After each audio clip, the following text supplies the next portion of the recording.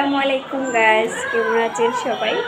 বাহিরের পরিবেশটা দেখানোর মানে হলো ঢাকা শহর দেখা হলে এরকম বাসা আপনারা কখনো পাবেন না। তো দেখতেই পাচ্ছেন রুম থেকে বসে, এই তো ড্রয়িং রুম থেকে বসে ডাইনিং টেবিল থেকে বাহিরের পরিবেশ দেখে দেখে আমরা নাস্তা খেতে পারি, খুবই ভালো লাগে। তো দেখেন নিয়ে আসছে হালুয়া, তারপর নিয়ে আসছে পারাটা, 3 পিস রুটি আছে, অনেক কিছু নিয়ে আসছে, আপনাদেরকে দেখাবো। পাশেই থাকুন, একটু নাস্তাটা খেয়ে নেই। তো খুবই মজার তামিমের নাস্তা তো খুবই টেস্ট।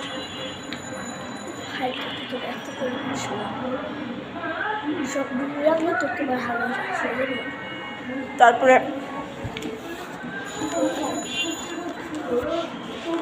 আর একটা পছন্দের জিনিস নিয়ে আসছে, সেটা কি বলতো মধুবন।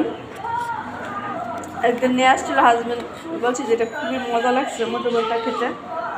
মধুবন আপনারা কখনো খেয়েছেন? যদি না খেয়ে থাকেন অবশ্যই খাবেন, মধুবনটা খেতে খুবই মজা লাগে।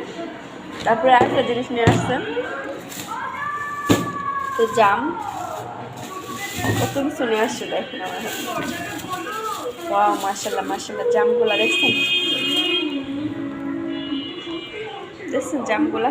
কোনটা রেখে কোনটা খাবো ভাই, তো পাগল হয়ে যাব। বেশি খাবার দেখলে মেয়ে মানুষের যা হয়।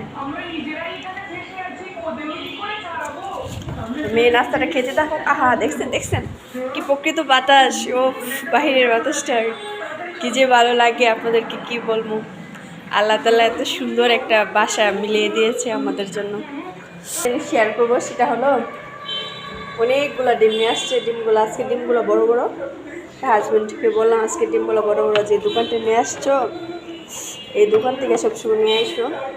আজকে মুরগিটা মনে ভালো ছিল আর কি, বড় বড় ডিম দিচ্ছে। আসেন বাকি কি বাজার নিয়ে আসুন শেয়ার করি। আজকে আপনাদের ভাইয়া বলেছে খিচুড়ি রান্না করতে, তাই উনি খিচুড়ির আয়োজন নিয়ে আসছে।